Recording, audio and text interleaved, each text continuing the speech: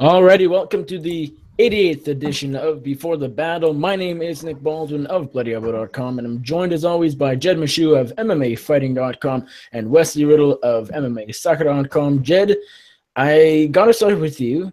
You did a big thing this past weekend. You did not just watch UFC 217 like the rest of us. You also ran a marathon. How did that go?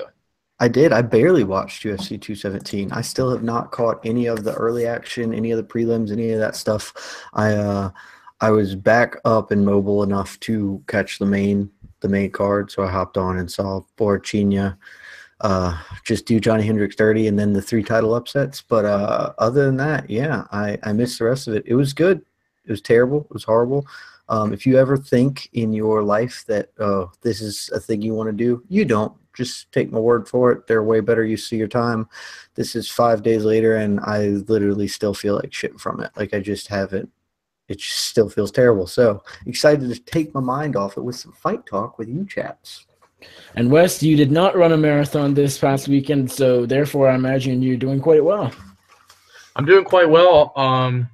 Haven't run any marathons anytime recently, but I'm actually going to UFC Norfolk this weekend, so I'm looking forward to this fight card and kind of breaking some of it down. Haven't really studied it too much, but it's a really good fight night, and I'm pretty excited to be able to watch another UFC card in person.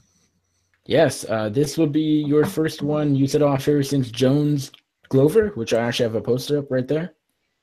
Yeah, that card, Jones-Glover was the first pay-per-view and the only UFC card I've ever been to, and then this is the second, so I'm looking forward to it. But I have to, I guess, take a 4.5-hour drive, which I'm not looking forward to. Yes, that kind of sucks, but yeah, I mean, you're lucky. This is probably one of the best fight nights of the year, maybe even the best. We have Anthony Pettis, Dustin Poirier in the main event, Matt Brown's supposed retirement fight, although he sort of backtracked a little bit. I think you did an interview with Flow Combat, and it sounds like the retirement thing might not last at the end of the day, which is kind of the norm nowadays with MMA retirements. But still a really good card. A lot of top contenders on here. A lot of really fun fights, and a fight that really stands out that seems like it should have happened by now 10 times. Joe Lozon versus Clay Guida kicking things off on the main card. We will get to UFC Fight Night 120 from Norfolk, Virginia this weekend, November 11th.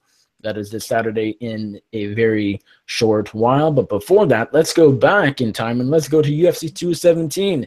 This was an unbelievable card in the main event. George St. Pierre became the UFC middleweight champion with an upset. Well, not an upset. He was the favorite ever so slightly with a submission win over Michael Bisping.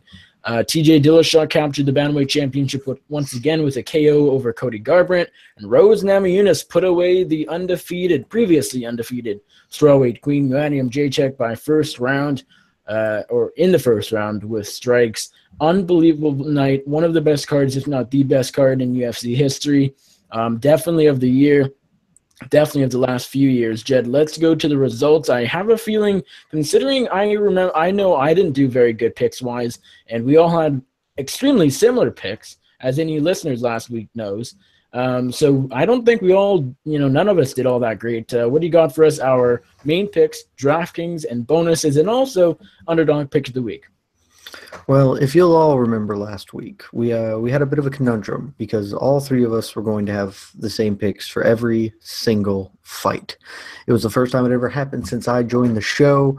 It was odd because we were all picking the same underdogs too. It's not like we picked chalk all down the line. So in an effort for fairness, in an effort for harmony, I forced all of us to make one pick outside of the pick we would like. My personal choice, I picked Alexei Oleinik to defeat Curtis Blades. Wes, I forced you to make this decision. You chose to pick Michael Bisping over George St. Pierre. And Nicholas, you changed from the Ricardo Ramos to Ayman Zahabi. If you paid attention to UFC 217, you might happen to notice that all 3 of the picks that I forced us to change to, each of them lost in turn. So it did nothing to tie break or separate us out. All 3 of us ended up going 4-7. Since we made more than we missed, it's easier to say which ones I was correct on. I was correct on Ramos, OSP, Borrachinha, and George St. Pierre. Wes was correct on Ramos, OSP, Borrachinha, and Curtis Blades. Nick, you were correct on Blades, OSP, Boroshinya, and George St. Pierre. So we all tied there. Hold on. What was the one you changed? I changed from Curtis. I went with Alexei okay. Oleinik instead of Curtis Blades. Right. Because I knew Curtis Blades was going to win, but I thought maybe it would be fun Right. to add diversity. And then he did win, and I looked like an asshole for to my guns and just saying, you know what, fuck it, let's all pick the same ones. But we ended up in the same boat, so it's all fine. As far as our bonuses go, you might recall also, if you paid attention to the event, there were 5 bonuses handed out. The UFC were cheapskates and split the last one down the middle, giving 2 fighters $25K apiece. But all 3 title upset winners took home bonuses. George St. Pierre, Rose Namajunas, and TJ Dillashaw all got performance of the night bonuses to go along with Ovince St. Preux for his head kick knockout earlier in the evening, as well as Ricardo Ramos's spinning back elbow KO of Ayman Zahabi to start the evening. So all of our fight of the night picks were incorrect, but as far as our performances, I had Walt Harris and Ovince St. Preux. Ovince St. Preux checked the box for me. You had Wes, you had Boroshinya and Kudalaba. Neither of those happened because Kudalaba didn't even fight, and you did not get any changes into me. So sadly, you come up with a big goose egg in the performance category. Nicholas, you also had Boroshinya and Kudalaba, but you did in fact get a change in once the Kudalaba fight was called off. You told me, outside the confines of the show, so I don't know how much we want to count that, just saying, but you did tell me you would change your Kudalaba to OSP. OSP gets the check mark, so I guess you and I split the performances. Yeah, go check our DMs. It's right there. DMs aren't open for the world to see. Just throwing it out there. All 3 of us picked George Masvidal to be our underdog pick of the week, and that did not yield shit of a result. Masvidal barely won a round. I think maybe he took a round on a scorecard, but he certainly didn't do very well, so that came up smelling sad for all of us. So on to our final, really the sport of kings, I think. Far more important than anything else we do here is the DraftKings contest each and every week. And lo and behold, your winner of the DraftKings belt this week, none other than myself, with 308.5 points. Just a wonderful showing. George St. Pierre bringing in 105 points. Ricardo Ramos bringing in 94 points. Ovince St. Preux, surprisingly, only 66 points for such a spectacular KO. And then Yoni and Jacek and Cody Garbrandt getting just dick all in points, which is unfortunate. Nick, you came up short, 295 points. You also had Jacek, Masvidal, St. Pierre, Cody Garbrandt, but you had Curtis Blades and Walt Harris. It's just not enough because Walt Harris is a unfortunate go around with Mark Godbeer. You might have won, but for Walt Harris's flagrant disregard of the rules. So next time, a better guy in the cage. That's all I'm saying, Nick. Wes Riddle, a rough go for Wes. He had Kudalaba on his team. It didn't make the adjustment. Got a big goose egg there. He also had Joe Duffy, Mickey Gall, Walt Harris, George Masvidal. That's 4 guys who came up short. That's 4 guys who came up short without a lot of points. Ricardo Ramos rounded out his team. He still put together a serviceable showing considering he was playing a 5-man team and 4 of those guys were losses, 182.5 points, but not good enough. I have the belt, and now everything is accounted for. We are ready to move on to UFC Fight Night, Virginia. I don't know, whatever the hell we're calling this one. It's called Norfolk. Don't disrespect our fellow co-host Wes Riddle. He doesn't live in Norfolk State. He doesn't live in Norfolk. I called it Virginia. I think that's respect. I gave it UFC the whole state. Gotta go with the city. Gotta go real specific. Norfolk is maybe a town. I don't know that we want to call it a city. Yeah, when that was announced, I just sort of figured, what is Norfolk? Like, yeah, I don't know. I'd never heard of it. Although same with Winnipeg. Place. Same with Winnipeg. Winnipeg's announced. Saskatoon, that was a great one. When the UFC Saskatoon was announced, no one knew what that was. Man, Canadian fake places sound way more fun than American ones. Well, I've been to both Winnipeg and Saskatoon, and I know neither of you have been to either place, I would imagine. They're not all that fun, so. Yeah, it's really cold where you are, so that can just go to hell. It is. About 9 degrees right now. Fahrenheit? Yeah, that can just fuck all the way off. Yeah. All right, let's get Fuck all the way off. let's get into UFC Fight Night 120. As Jed said, it goes down from the legendary Norfolk, Virginia this weekend, November 11th, in the main event. Lightweight contenders, well, at least one, and sort of one fading former champion. Dustin the Diamond Poirier takes on Anthony Showtime Pettis in a 5-round, 155-pound main event. In the co-main event, Matt Brown meets Diego Sanchez in the welterweight division. We also have Andrei Arlovski taking on rising heavyweight Junior Albini. Rafael Sunsau's on the card, and there's a number of other good matchups that we will talk about very, very soon. Overall, a very good card. I'm impressed. It's still a step down from 217. I mean, it's sort of just all a step down from here on out, in the next 5 years, most likely, because 217 was so great off of paper. But nonetheless, for Fight Night standards, if we're grading this on a curve, this is a solid fight night. So let us get into it without further ado. We start out on the UFC Fight Pass early prelims. They kick off at 6:30 p.m. Eastern, 3:30 p.m. Pacific. Middleweights, Darren Stewart, the dentist, and newcomer, and he was found on Dana White Tuesday Night Contender Series, Carl Robertson, Baby K. Jed, do you like Stewart or the newcomer in Robertson? I don't remember Stewart's fight with Franco Barbosa, which was last year. Did he have 2 fights with him? Yes. He did. This controversial win. He knocked Bahos out in the first round, but what happened? It was a headbutt, right? And then the second round, Bahos grinded on him and won a decision. I just straight up don't recall either of these things happening. Apparently, this man fought in the UFC twice, and I had no idea. Carl Roberson, I remember his Dana White thing, which he had that elbow knockout in 4 seconds or something absurdly fast, but we didn't learn a lot from him. So my breakdown is going to go like this. Vegas has Carl Roberson as a minus 225 favorite, and Vegas usually at least has some idea what's going on. So give me Roberson, yeah. I didn't do any research on this particular fight because who cares, really? Sorry, guys. I just ran a marathon and I didn't feel like doing shit this week, so I'm not even feel bad about it. It's all good, man. And I'm feeling like having kind of a quicker show, if that's possible. I don't know. We'll see. But my pick in this one as well is Carl Robertson. I'm really impressed with his abilities overall. I know he made his kickboxing debut against Jerome Le Banner in his retirement fight, and I pretty much knocked him out in the second round, but they gave Jerome 40, 50 seconds to recover after he got knocked out, and then he ended up coming back and getting a decision victory. But Carl Robertson, he's really good with his power, packs a lot of it, loves to throw kicks in there as well. Going up against Darren Stewart, who I don't really think has the best cardio. He kind of showed it in his fight with Francimar Barros. It's just a little bit sloppy overall. A lot of his knockouts comes when he's able to get takedowns, so maybe he can get someone, Carl Robertson, but I really think that this one's going to stay standing, and I think Carl Robertson is going to be able to get a finish pretty early. So I am taking Carl Robertson by first-round knockout. I think he'll be able to go out there and put Darren Stewart to sleep. I hope this isn't a sign of what's to come, but I will complete the hat trick for the first fight of the night and take Carl Robertson here as well. I was super impressed. I mean, I think there's no way you couldn't be impressed with Carl Robertson.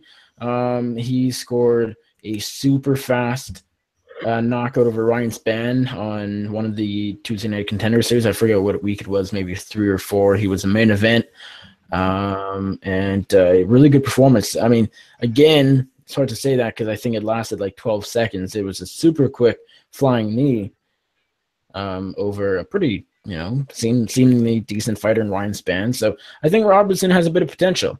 I think I want to say he's a bigger guy too. I don't remember Darren Stewart being all that tall.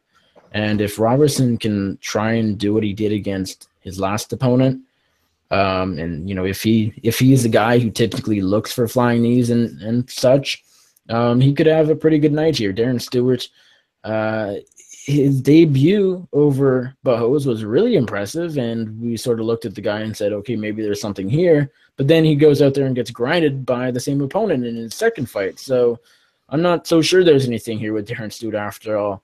I don't think Robertson's a guy who's going to grind on Stewart, but I do think he's slightly better in the striking department, and I think that's basically where this is. I don't know if Robertson does have a couple of submissions under his belt, so he might look to take it to Matt because I think he probably has the biggest advantage there just because I'm not sure what Stewart's defense is like off his back.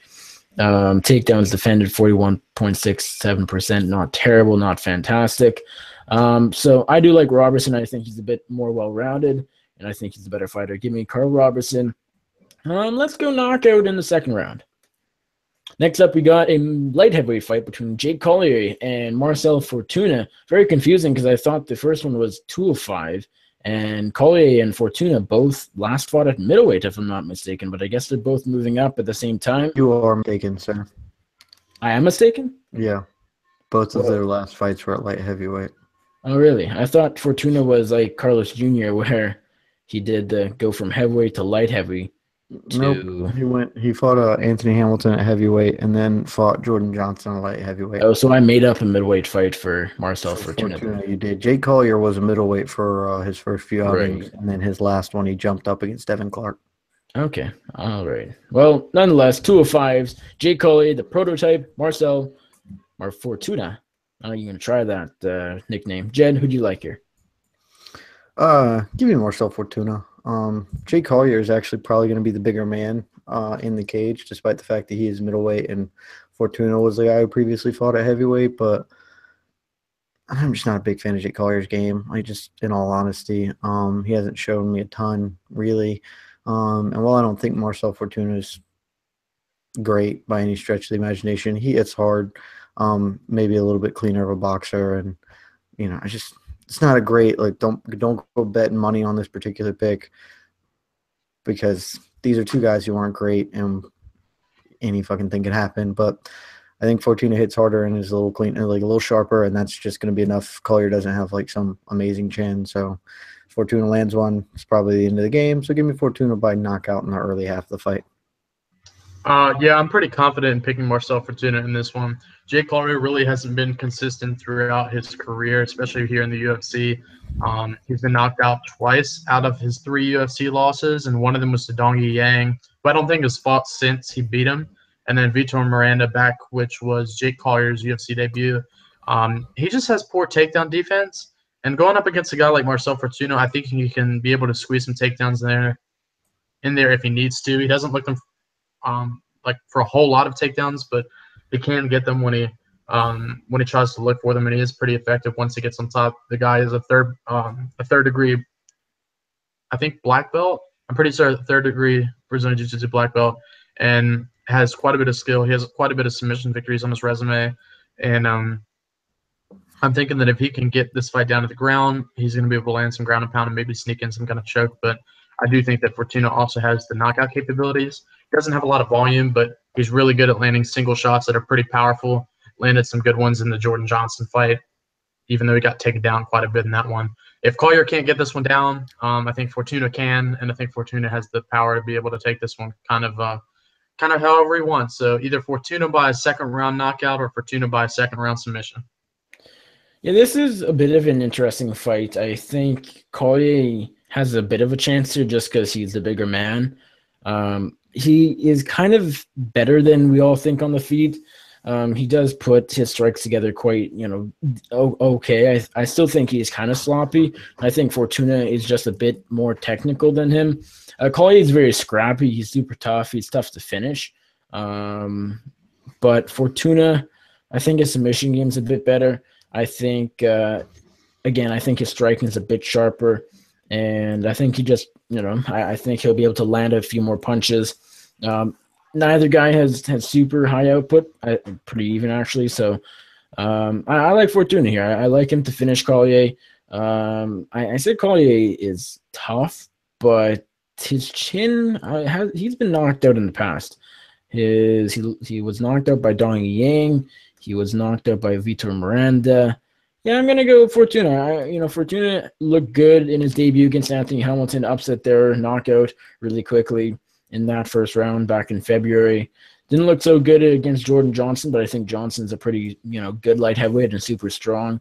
Collier might be able to do. I mean, I think Collier's best shot is to take Fortuna down and just trying to grind, and I'm not sure that's going to happen. Even though he is a bit bigger, I think that does give him an advantage. I think it gives him the potential of being able to take Fortuna down and holding him, but my gut feeling is Fortuna is able to defend any takedowns and keep it standing and maybe even take Collier down himself.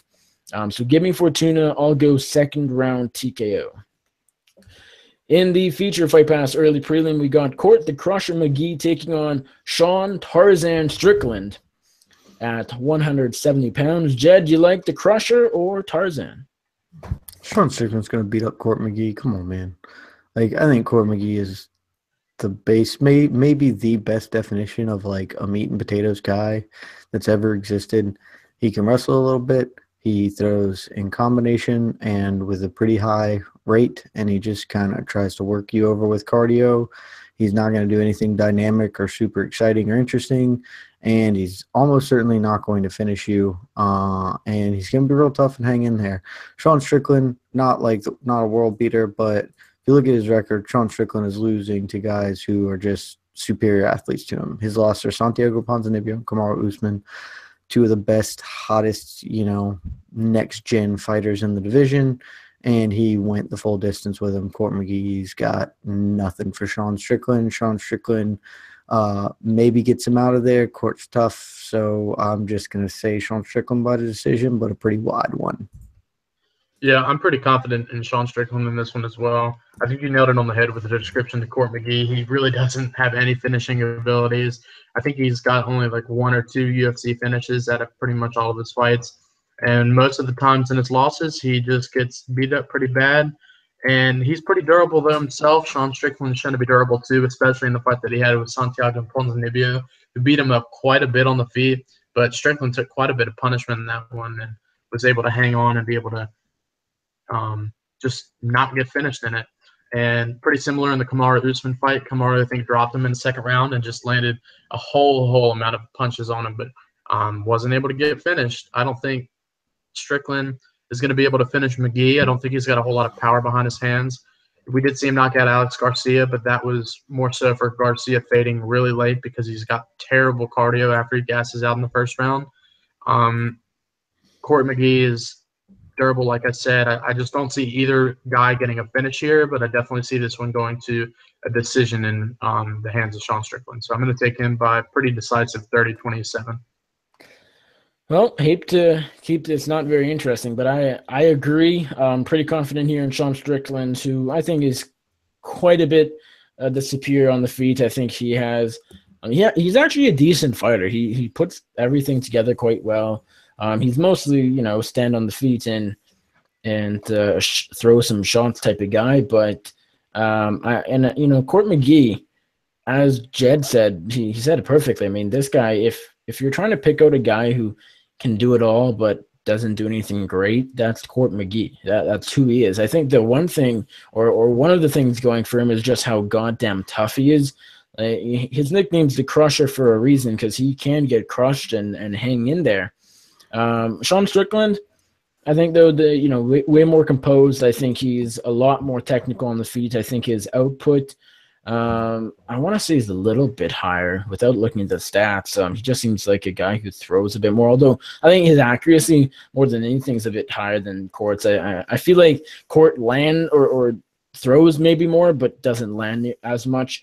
I like Strickland to light McGee up on the feet, and I mean I guess McGee has the threat of the takedown. He's a decent wrestler, and Strickland hasn't really been tested on the mat all that much. But I think for the, if I'm going to predict, I think this stays on the feet for the most part. And give me Strickland by a pretty wide unanimous decision. And now we move on to the FS1 prelims. They start at 8 p.m. Eastern, 5 p.m. Pacific, with a women's strawweight matchup between Angela Overkill Hill taking on Nina Ansaroff. Pretty fun one at 115 pounds. Jed, do you like Overkill or Ansaroff? Yeah, give me Angela Hill. Since she got bounced from the UFC, I think she's done a great job of improving her game. working diligently. Really, her takedown defense has just gone out, skyrocketed in its improvement. She throws more confidently. She throws with more competence. And I think that getting bounced from the UFC, going to Invicta for a while, was maybe the best thing that ever happened to her career. Nina Ansaroff's okay, but Nina Ansaroff this is going to be a striking affair. Neither one's going to really look for all that many takedowns and will really be functionally able to get them. And Angela Hill's just better at it. She's crisper. I think she got a little more power. Not that either woman's really bringing huge, devastating knockout power, but Angela Hill definitely works at a higher rate, and I think she works at a longer distance, and that should be enough to get it done here. Give me Angela Hill on points. Yeah, I don't mean to copy at all, but I'm definitely going Angela Hill as well on this one. I think her skill set in pretty much every department is just a tad bit better than where Nina Ansaroff has been throughout her career. Nothing against Nina. Maybe I'd give her the advantage with her wrestling because she is pretty good at getting takedowns. She does throw a good bit of kicks and variety in her kicks, but besides that, we got to look at Angela Hill's game. As Jed mentioned, it's so improved from where she was when she was cut from the UFC to begin with after a fight with Rose Namajunas. And then coming back, she fought Jessica Andrade, which I think might have been on short notice. I'm not 100% sure, but either way, she fought Jessica Andrade, one of the best female strawweights in the world, and was able to put up a pretty good fight and land quite a bit of punches in there that we didn't really expect from her. And again, the takedown defense was fully there. I think Angela Hill is going to look pretty impressive in this fight. Could be a fun scrap. I think it will be a fun scrap. Angela Hill, I'd favor her by probably a decision. Maybe a late stoppage is likely just because Nina Ansaroff, she does get hit a decent amount in some of her fights. And Hill has shown, especially in her Invicta time, that she does have some knockout power. But I'm taking Angela Hill. Pretty confident in this one, and my pick in the end is going to be a unanimous decision. Yeah, I mean, again, pretty confident in Angela Hill here. I think she is by far the better striker than Ansaroff. I think Ansaroff, you got to give her credit. I think she's getting better. She looked pretty good in her last win. I think she got the submission over Jocelyn Jones-Lybarg. That was actually a little bit ago. I would have thought that was a bit sooner, but I guess it does make sense. That was all the way back in January of this year. That was the first card of the year. That was the Pan Rodriguez card, I believe. That was the first before the battle with us three. That was a very iconic card, and BJ Penn iconic before the battle, really. Yeah, iconic show, but also with BJ Penn getting crushed, that more of a sad card than anything. But anyways, back to this fight. Ansaroff's been out for a little bit. That doesn't help. Angela Hill, though, I mean, she's looked phenomenal since leaving the UFC, as Jed said, going to Invicta, taking on the champ there, winning the title. I think she defended it once. I could be mistaken. I think she did, maybe not. And then she got the call back to the UFC. Clearly has improved. Her overall game's much better. I think her takedown defense is a lot better. She puts her combinations together better. Her overall striking offense is just better. She is, a good, solid fighter. She's not championship material, but she is tough as nails. Go back and watch the Jessica Andrade fight from February of this year. That was crazy. Of course, one of the better fights, especially female fights of the year. But also, Angela Hill got hit with a ton of big shots. It's hard to take a Jessica Andrade shot and not go down or not go out. And Angela Hill just took it and kept coming. She, of course, dropped a pretty wide decision in that one. But, I mean, even just going the distance with Andrade when Andrade was that big of a favorite, really, really impressive stuff. Hill looked good in her first fight back. She took on Ashley Yoder in July. Pretty basic fight, just kind of outpointed Yoder on the feet. I sort of think that's what we see here. I don't know how Ansaroff can win. I guess probably she'll look to take Hill down. I think, though, she'll be pretty comfortable on the feet, or she'll think she's comfortable, but really she's just getting outpointed. I don't think this will be a super fun fight, but it'll be good to see Hill continue her winning streak because I think she has some potential. So give me Hill by another pretty wide decision. Next up, we got lightweights Super Sage Northcutt taking on Mikel Canones Capo. Jed, do you like Super Sage himself, or do you think Quinones pulls off the upset? Yeah, give me Sage Northcutt. Look, this is a fight I'm interested in purely because at this point we need to start seeing improvement out of Sage Northcutt. He is a hell of an athlete and has all the ability to be something worth talking about, beyond just doing crazy flips and being wild and like a weird kind of guy from a weird family. But you got to show us something at some point, and few people are in better situations. Like his natural athleticism, the fact that he is his age and making good money doing this is a thing that most fighters don't get. They don't get the benefit of that, and Sage needs to start showing improvement. Who's he training with? Has he been working Team with Alpha Tam? Male. Has he been working with Tam? Yep. That might be, I assume that will help him to actually have at least a real camp, even though, frankly, I think fairly not that highly of that camp in general. It's still better than working with his dad and whatever else he's been doing and running away from working with Faraz Sahabi after a week or whatever.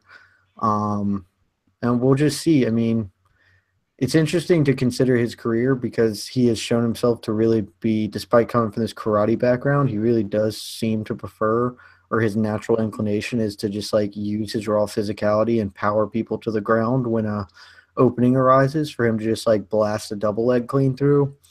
I think he can do that at Quinones. I don't think he's going to get punished super hard on that. I think if he just stays up and does karate things at Quinones, he's doing that too. I don't think too much Quinones. So yeah, I think they're trying to set Sage up to maybe start doing something with him because the Mickey Gall fight was not a good look for him right after the Brian Barberena fight, and we've seen that Mickey Gall has a lot of flaws in his game. So, yeah, give me Sage Northcutt, some type of cool KO in the third round.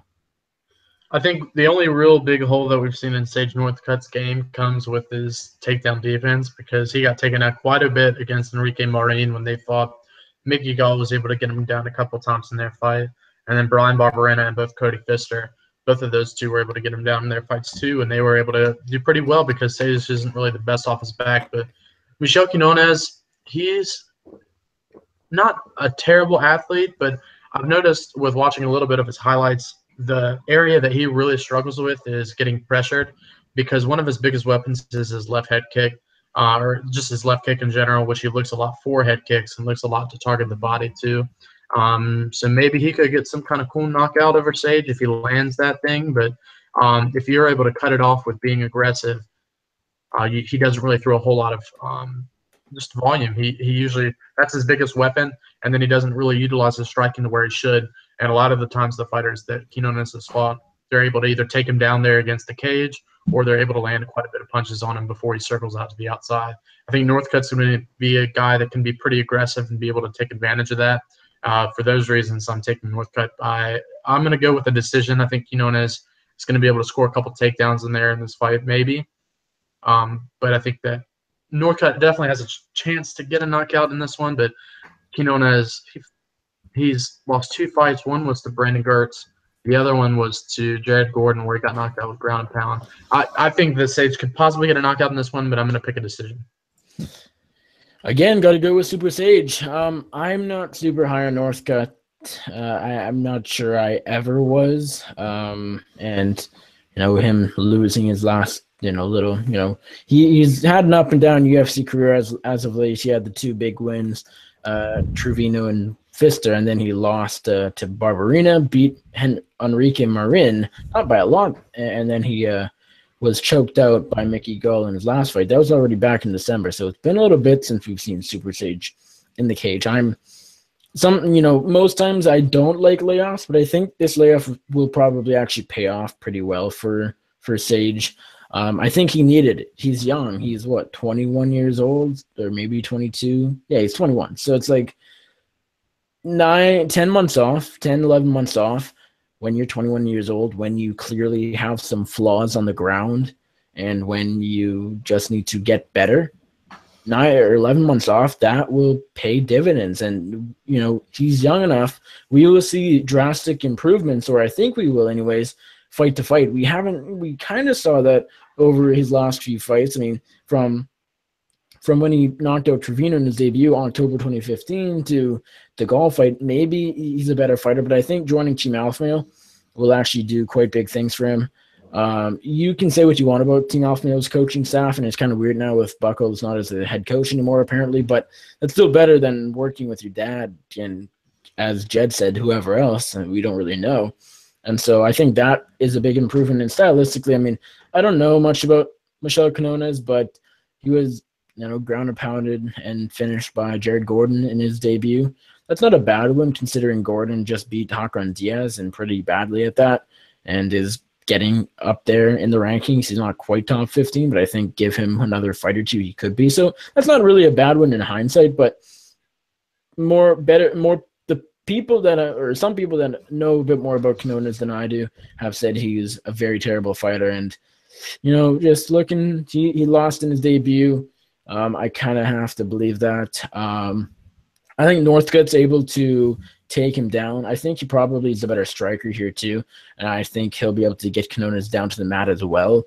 I just feel like Northcutt still won't be good enough to he should be able to win pretty easily here, but I feel like Quinones is going to make this a bit of a fight. I think Northcutt is going to, make a mistake here and there and make it closer than it really should be, but I do think Northcutt does get him out of there. Give me Northcutt by a late TKO finish on the ground, probably round 2, just considering he does tire a little bit in that third round. So give me Northcutt TKO on the ground, round 2. We move on to the strawweight division. We got the Ultimate Fighter 23 winner Tatiana Suarez coming back to the cage. She's taking on Viviane Pereira. Jed, you like Pereira, the underdog, or Suarez? Suarez is a huge favorite in this one, and I'm not entirely sure why. I mean, I think she should be the favorite, don't get me wrong. I think Pereira is an atomweight masquerading as a strawweight. Is this being contested at strawweight Yes, strawweight? It is, yeah. So yeah, she's an atomweight masquerading as a strawweight, and Tatiana Suarez she's a real strawweight. She's a real 115er, but Viviane Pereira's got solid wins. I mean, Jamie Moyle's not like a great fighter by any stretch of the imagination. Who was her other? Valerie Letourneau. Who was her other win? Oh wow, yeah. Wait. That was a split decision, right? That was a bit. Yeah, that was an awful fight. Just saying. Yes. Yeah. But it's an awful fight, but it is still a win. I looked it up on MMA thing. Apparently, I gave Letourneau all 3 rounds. I was the only one to do it, so way to go me, feeling like a hero. But I mean, still, the fact you can go close in I guess not for her because she's been around the block, but what was her UFC debut to go close with Valerie Letourneau, who's not like a great fighter, mind you, but is a very competent fighter, contested for a title and competed with Joanna Jędrzejczyk, who, as we've talked about many times, is I think, clear-cut the best women's fighter that's ever walked the face of the earth, regardless of what happened last weekend. So I think Viviane Pereira is maybe being a little undervalued here. That being said, Tatiana Suarez is real young in her career, but seems to be the real fucking deal. Girl can grapple her ass off, takedowns for days, all different angles, passes, works on top, finishes if she can get the opportunity to do so. And I think that's just going to be that physicality, that grappling game, going to be too much for Viviane Pereira. And even if it stays on the feet, I think Tatiana Suarez is clearly a work in progress, but Viviane Pereira is not amazing on the feet by any stretch. So, give me Tatiana Suarez with something that looks pretty close to dominant, maybe a stoppage in the middle rounds. But I do just think that maybe Pereira is being a little bit undervalued here. Yeah, I'm picking Tatiana Suarez in this one too. It could be a pretty interesting matchup, and I may be one of the people that's underlooking, or I guess kind of overlooking Pereira's skills, but she's not too bad of a fighter. She was able to beat Poliana Botello back in the day. That's probably her biggest win on her resume besides Letourneau and Jamie Moyle, of course. But I think that Tatiana Suarez is just a different kind of animal, especially when it comes to the grappling, which is one thing that we've seen her excel in. I think the biggest concern I have in picking Suarez in this fight is the fact that she hasn't fought in over a year and a half. and Viviane Pereira has been really active with her fights. I believe she fought twice in 2016 and once this year. And that was pretty recent. It was only a few months ago, back in June. So she's been competing. Tatiana Suarez, of course, she won the Ultimate Fighter, but her last win was over Amanda Cooper, who's not really the best fighter in the world. I just think that Suarez is going to be pretty aggressive in this fight. It seemed that Valerie Letourneau, when she was aggressive and able to push forward, that Pereira kind of struggled a little bit. I feel like if Suarez does the same thing, and if she can get this one to the ground, she'll be able to put on a clinic with ground and pound and maybe find a submission in this one. I feel like I remember Pereira not being the best off her back when Letourneau got her down at one point, but I could be wrong. I'm going to pick Suarez. I'm going to go just to make it fun, a submission. I feel like she has the abilities and the skill set to be able to get a finish here and take, I guess, give Pereira her first loss on a record. But I just think that she has a lot of power, and I feel like she's going to be able to get in Pereira's face and get this one in the places that she needs to be. So I'm going to take Suarez by a second-round submission. If Tatiana Suarez can stay active, because I'm saying that because she's coming in this fight off about a 1.5 layoff. She made her debut at the Ultimate Fighter 23 finale. That was Jędrzejczyk versus Kadea 2. July 8th, 2016, she defeated finalist Amanda Bobby Cooper by first-round submission. Incredible performance, but the big problem is that she hasn't fought since then. I want to say she had a knee injury, but that could be a complete guess. I have no idea. For some reason, knee injury sounds right, but it's probably not. But stylistically, I think this is a pretty good matchup for her. Viviane Pereira, I mean, she's good. She's not bad, but not so sure she's, on Suarez's level. She barely got by Valerie Letourneau.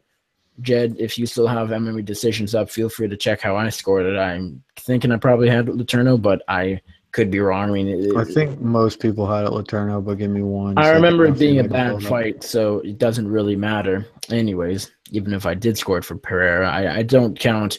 You don't have a score up. Okay. Oh, yeah, you do. You scored it for Pereira, 29-28. Of course I did.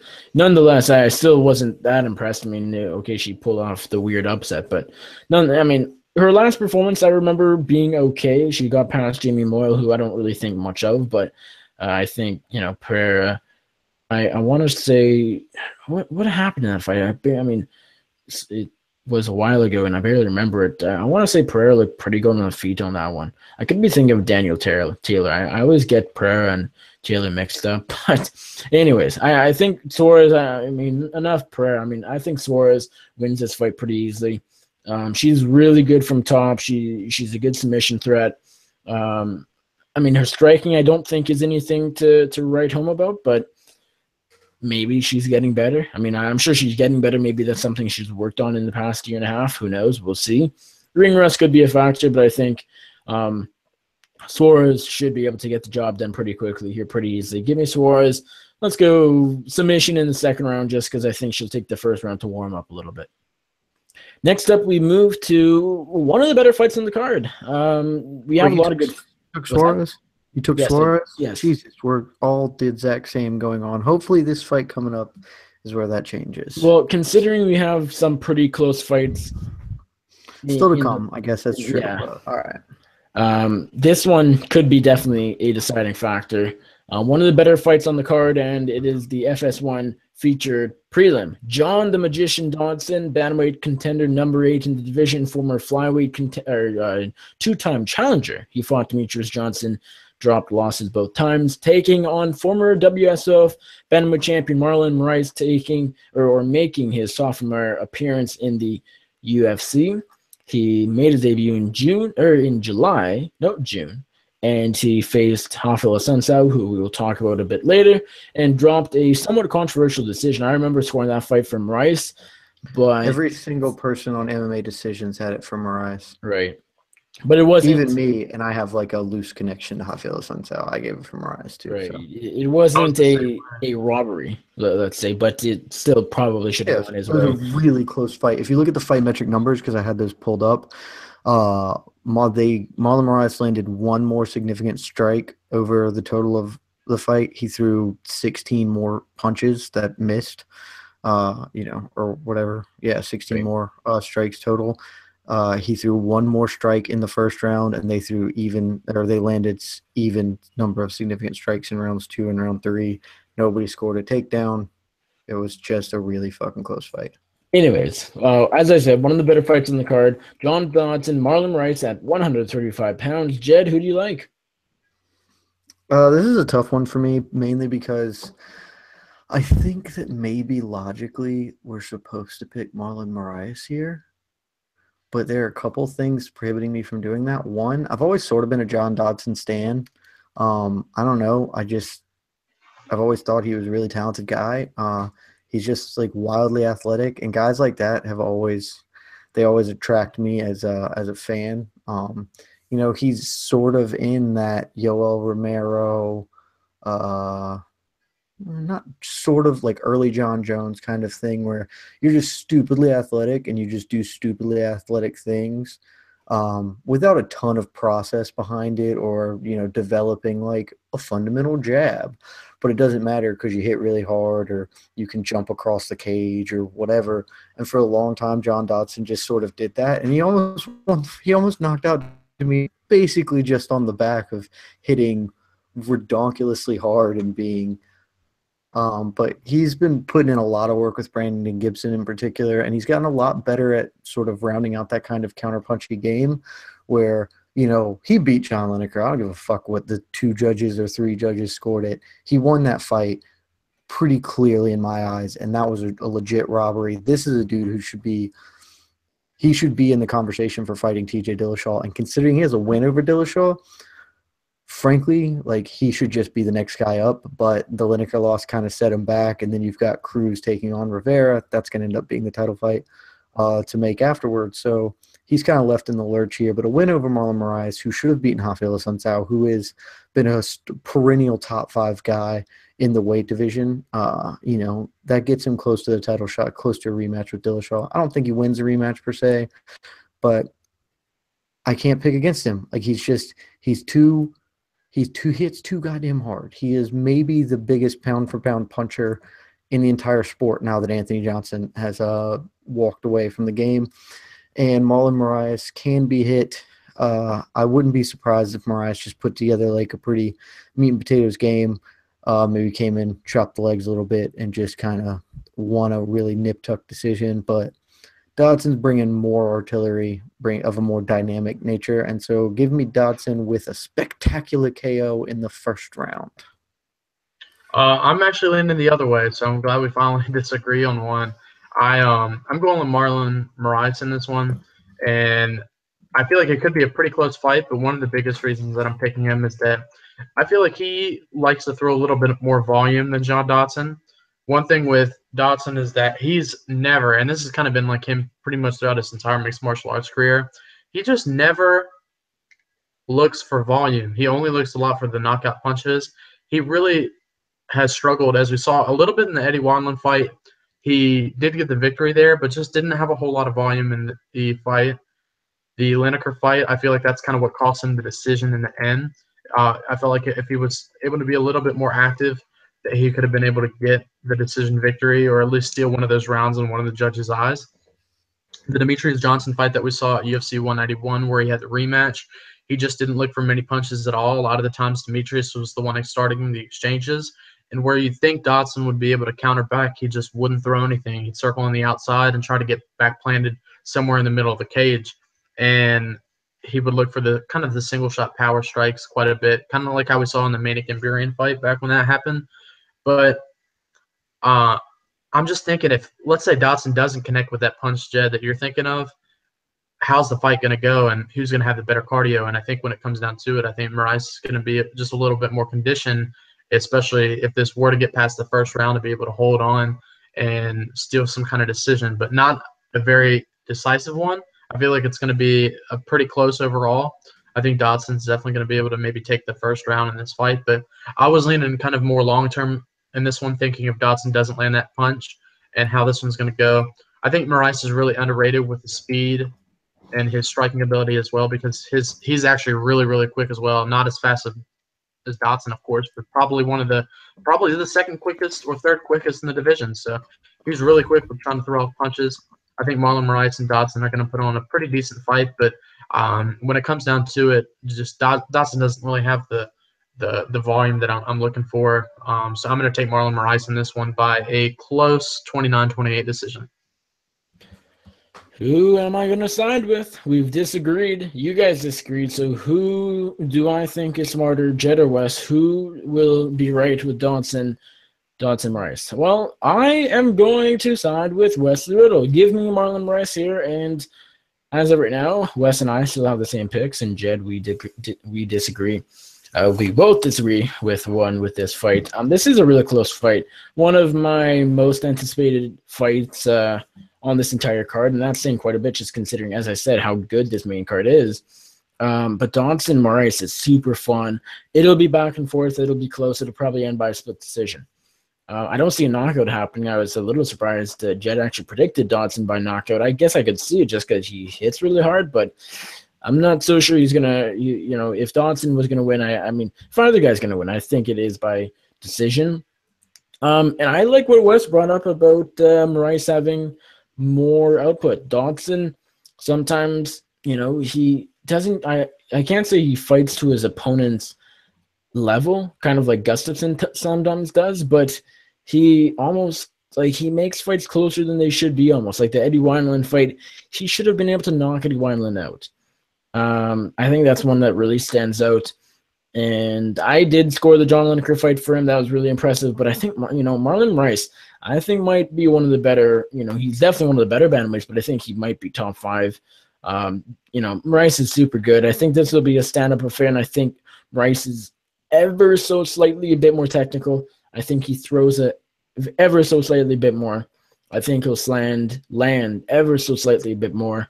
I like Marlon Moraes here. I think he was not robbed, but I think he should have beat Rafael Sansao, who is number 4 in the bantamweight division, one of the best bantamweights right now in recent memory. That was a good fight for Moraes, even though he came up short. Give me Marlon Moraes. I think it'll be a close fight. I think it'll be super fun. It'll be back and forth. This is not going to the ground, but give me Marlon Moraes by, let's go split decision. We move on to the FS1 main card. It starts at 10 p.m. Eastern, 7 p.m. Pacific, and we start out with a banger of lightweight fight. Joe Lozon taking on Clay the Carpenter Guida. This is a very interesting fight. I think everybody said this. I'm not saying anything original here, but this seems like it should have happened years ago. But here they are, fighting for the first time. Joe Lozon, Clay Guida. Jed, who do you like? This seems fucking insane to me that Clay Guida's the favorite here. Like, that just seems baffling. Like, I mean, look, I know Clay Guida's coming off a win over Eric Koch, who for some reason people seem to think is not, terrible, but Joe Lozon's just a way better fighter. Like, just straight up. Like, I don't know how to put it any better. Clay Guida, half of his wins are garbage-ass decisions at this point. Built around the fact that he does a lot of motion on the feet that judges mistake for meaning and shoots relentlessly on takedowns and mostly doesn't get them, but he's putting forth effort. I mean, Joe Lozon is just a way better fucking fighter. Like, the biggest knock on Joe Lozon historically has been his gas tank. And I mean, I guess maybe we still saw that come to fruition in his last fight with Stevie Ray, but he still hung in there and was still competing afterwards. And if you'll remember, he beat the fuck out of Stevie Ray in that first round. He lost to Marcin Held, and I think that that's probably why Clay Guida's the favorite here, is Lozon's on a 3-fight streak, although I think I had him beating Jim Miller, and Jim Miller sort of took a garbage split decision there. But, I mean, come on, this isn't that different than, say, him fighting Diego Sanchez. He's just a way better fucking fighter. And he's going to dust up Clay Guida. I don't have much technique to give you beyond. Clay Guida has to hope to get a couple of takedowns and win a shitty decision. And maybe he can do it. Maybe Lozon gets tired. But I think Lozon's going to put the wood to him in the first round. If he doesn't get a stoppage, it's going to be enough to carry him through the end of the fight. Give me Joe Lozon.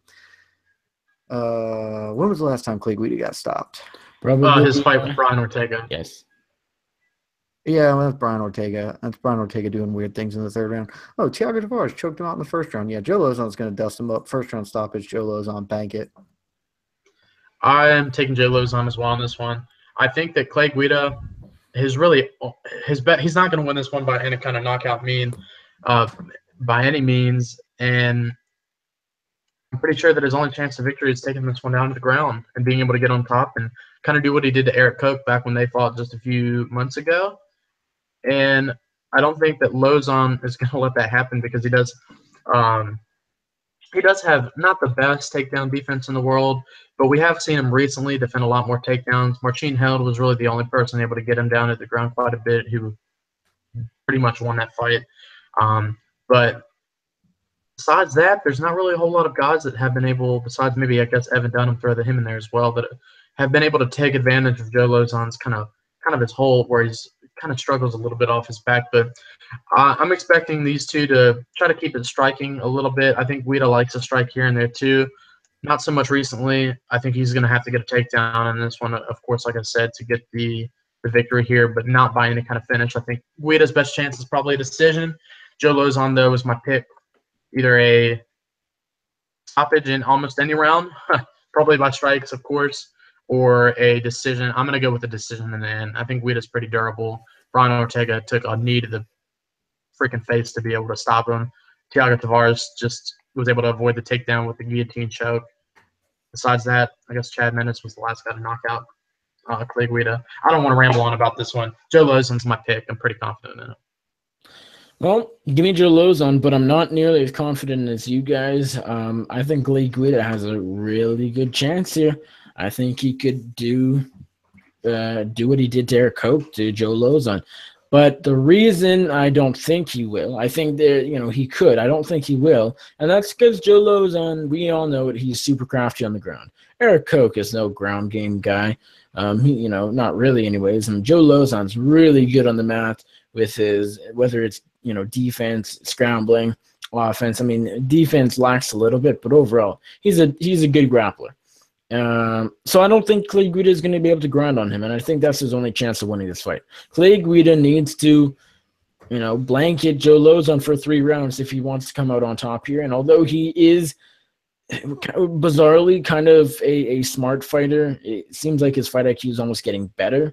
I think Team Alpha Male has worked pretty well for him. He seems to be doing quite well since that move. I think he might even be undefeated. He's pulling off upsets, doing good. But Joe Lozon, I think, is going to be a pretty tough matchup for him. I think if Guida does get Lozon down, I don't think he's able to stay on top for that long. I think Lozon finds himself out of bottom control or bottom position and finds himself either on top or just standing back up. And I think, there's a good chance Lozon taps Guida out if they do go to the mat, which seems possible. I think that's a fairly likely outcome here. I think Lozon could put Guida away with strikes if he gets on top of Guida, which is a bit more unlikely, but maybe he hurts Guida on the feet and, kind of like Diego Sanchez, although maybe doesn't flat out knock him out. That would work too. But I think if he hurts Guida on the feet, maybe he jumps on him, rains down the ground and pound. I think that's likely too. The odds are kind of weird. I think it makes sense that it's a pick 'em. Joe Lozon hasn't looked fantastic in his last few fights. He beat Stevie Ray. He lost to Marcin Held, and he, in reality or officially, he actually lost to Stevie Ray and beat Marcin Held. That was very bizarre. The Jim Miller fight was, again, close and probably should have gone Lozon's way. And then his last big performance was July of 2016, knocking out Diego Sanchez. Very up and down career in the past few years. Guida, as I said, has been doing quite well. He's coming off that win over Eric Koch. And before that, he was dusted up by Brian Ortega and also got choked up by Thiago Tavares. Maybe I thought there was at least one more win in there. But nonetheless, I like Joe Lozon here. I think he will win by decision. I think he'll just be a bit more crafty on the ground, and I think he outpoints Guida on the feet. Give me Joe Lozon in this fight. And now I need to find myself back on the card, and here we go. Next up, we got bantamweights. Rafael Assunção, number 4 in the division, taking on rising 135-pounder, number 13, Matthew Lopez. Jed, you like Assunção or the underdog in Lopez? I like Assunção. I know him. I think he's a good dude. I think he's the fourth best bantamweight in the history of our sport. And he's a guy who is never going to fight for a title despite being one of the top 5 guys because he wins close fights.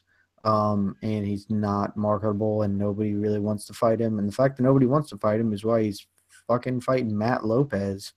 Was this fight something else? And then because this seems so weird. No, it wasn't.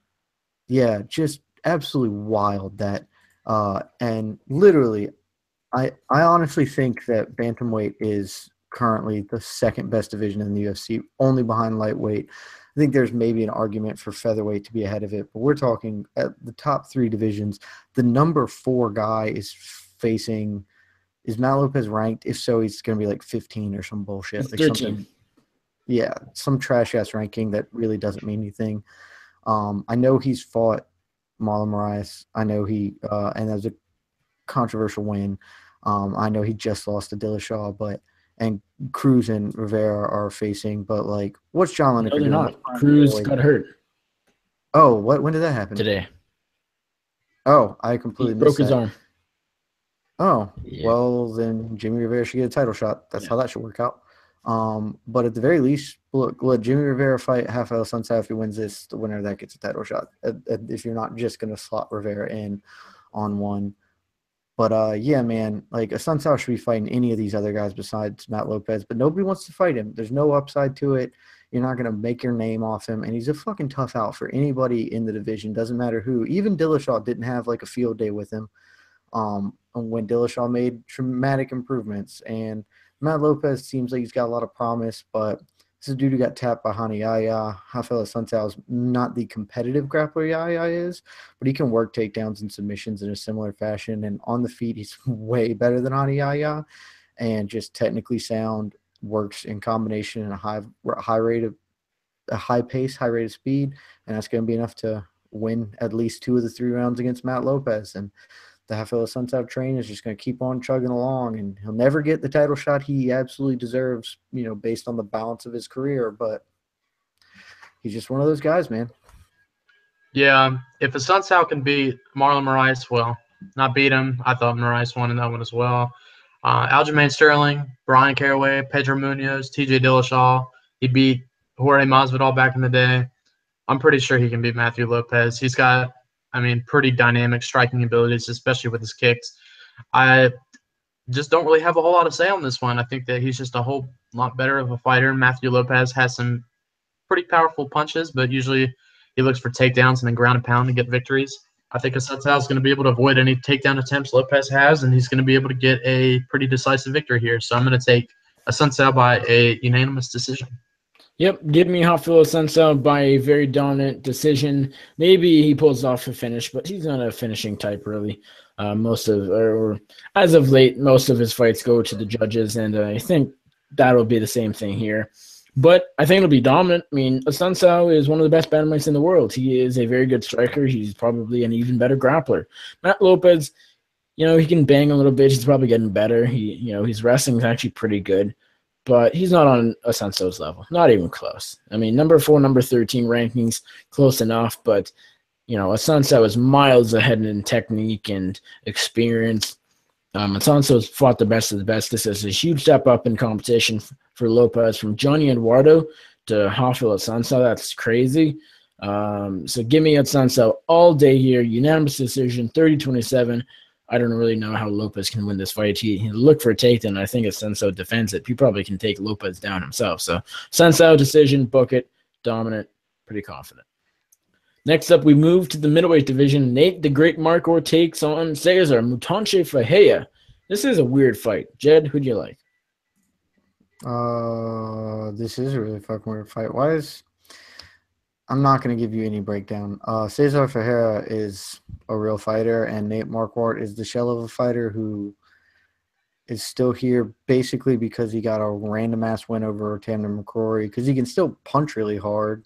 But that's about all he's got. He is a real one-trick pony at this point, and I don't think that trick's good enough to beat Mutanch.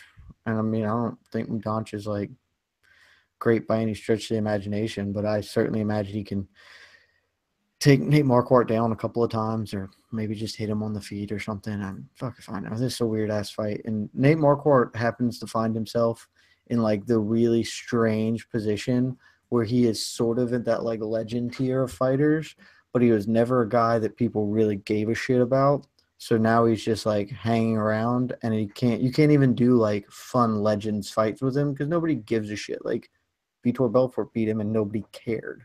It's just he's just kind of there still fighting because he's a fighter, and he is a former title challenger, but whatever. My guess is Mutanch can just kind of beast mode him down to the floor just with some horsepower, and then maybe get a sub. Probably just get a decision win, though. But who cares? Does anyone really give a shit about this fight? Probably not. I don't care too much about this one either, but I actually went the other way.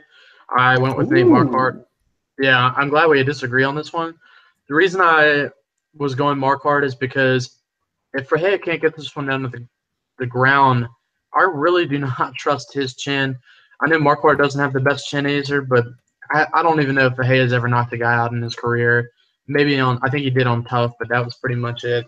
Nate Marquardt doesn't have the best chin, but at least he's able to hit pretty hard. And when it comes down to a fight where it's like, can this guy get one guy down, or is this guy going to knock the other out? I trust the guy that just has the knockout ability, because Cesar Fahea just doesn't really have the chin for me to trust him in ever picking any of his fights. And the guys that Fahea has beat recently are guys that have really awful takedown defense. So Marquardt is definitely a little bit better. And it looks like the last guy to take Marquardt down was Kelvin Gastelum.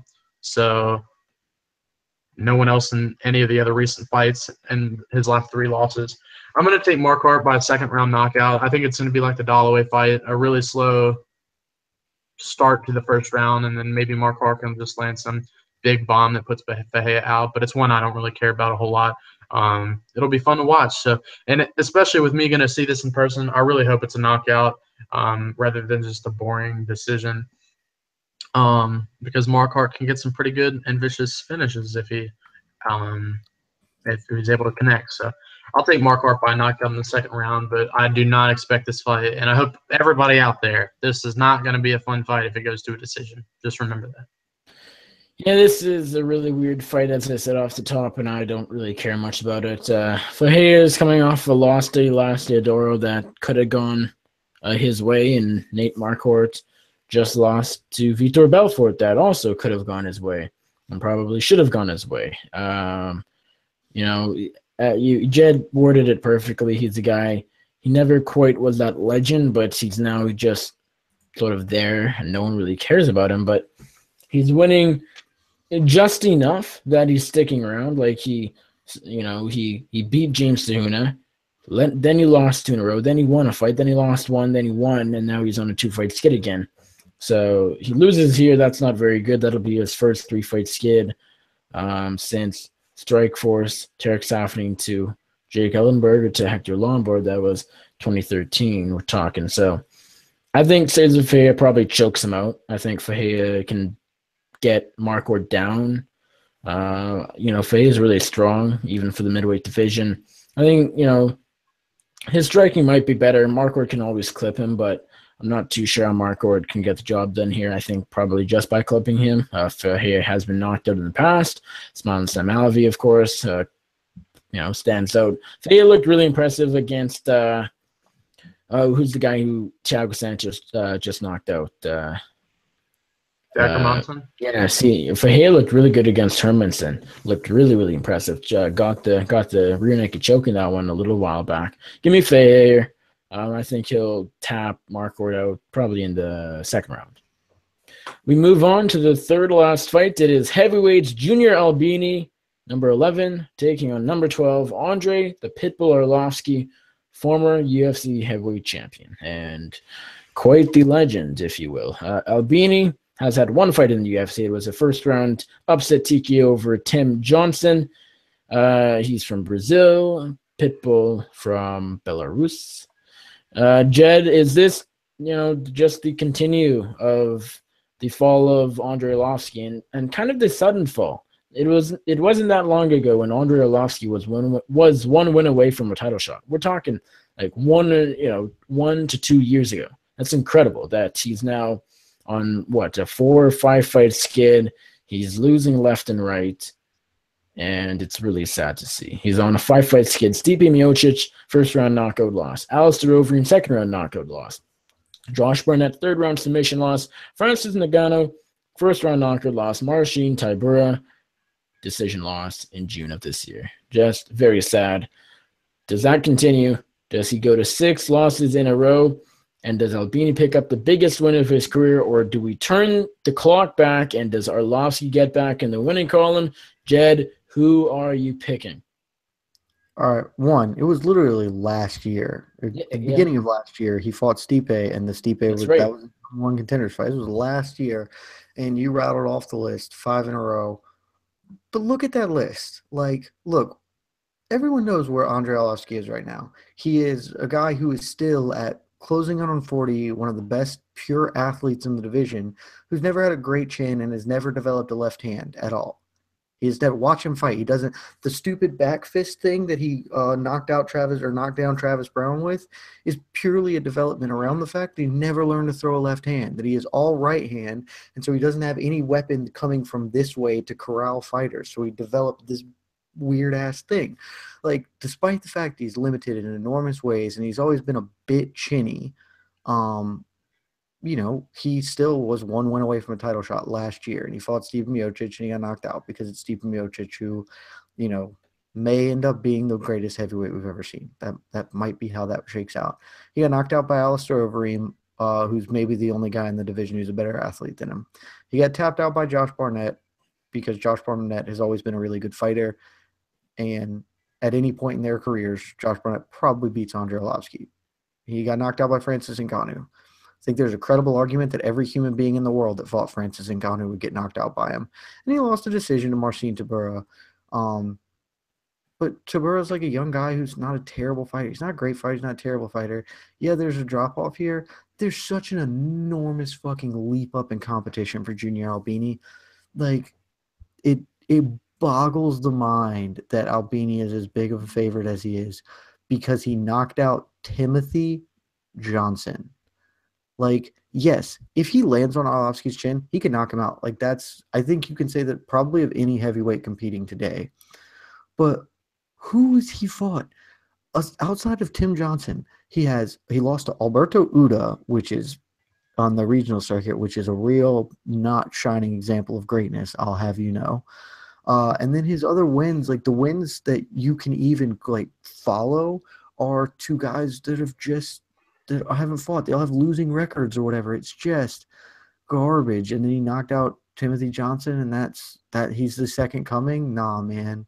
Like, if Albini wins, I'm not going to be surprised because I'm not going to be surprised if anybody lands one on the chin and knocks out Andrei Arlovski. Nobody should. But we're still talking about one of the 3 best athletes in the division. Still got a savage right hand. Still has more tricks and tools to set it up than he ever has before. Still training with, arguably the best camp in the sport. And frankly, like, if maybe now Arlovski starts trying to work a wrestling game more. We saw that against Tybura, that he worked some takedowns in that fight. If I'm remembering correctly, can somebody confirm? I feel like he worked a grappling game in that fight. Wes? I don't know. Am I incorrect in there? I didn't go back and rewatch it, but I feel like he shot a couple of takedowns, didn't get anywhere, shot a couple of takedowns. Like, I don't trust Junior Albini for shit because knocking out Tim Johnson doesn't merit shit to get trusted for me. So, yeah, maybe I look like a fool, but give me Andrei Arlovski, underdog for the win, man. Yeah, I honestly forgot. I remember when Albini made his debut that he lost to Alberto Uda, but I forgot up until now. And Uda may be one of the worst, or had one of the worst UFC careers in UFC history. But honestly, when it comes down to it, and seeing the fact that Albini's never been stopped, I can't trust Arlovski to the point to where he's lost 5 in a row, and 4 of those he's been stopped.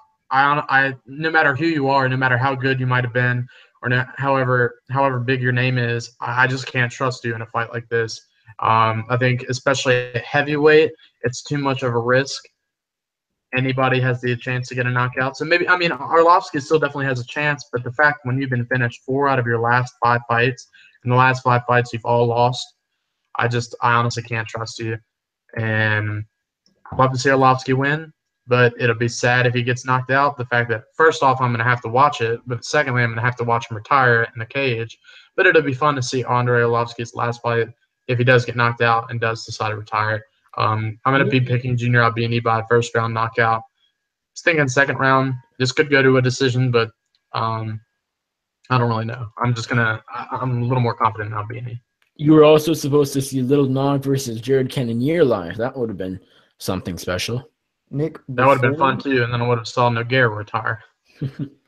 Nick, since you're going to be the arbiter here, before you make a decision, I would like to point out one thing. Wes was very clear to say that he can't trust somebody coming off 5 losses in a row, and that's fair.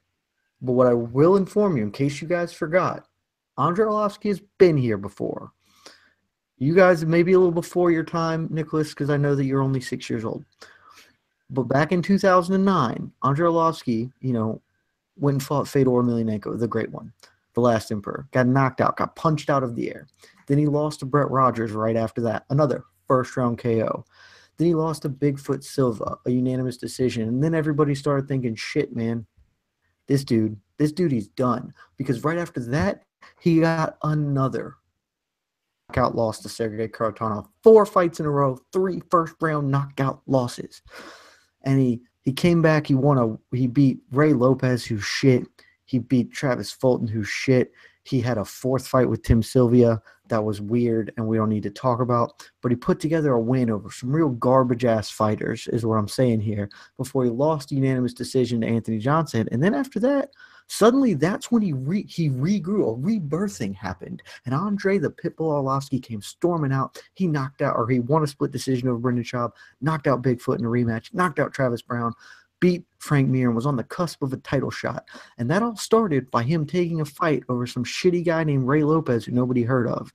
Just throwing it out there, nobody knows who the fuck Junior Albini is. And this could be the start of yet another comeback for Andrei Arlovsky. Now, make your pick. Just throwing it out there. I hate to disappoint everybody, but give me Junior Albini here. Fuck off.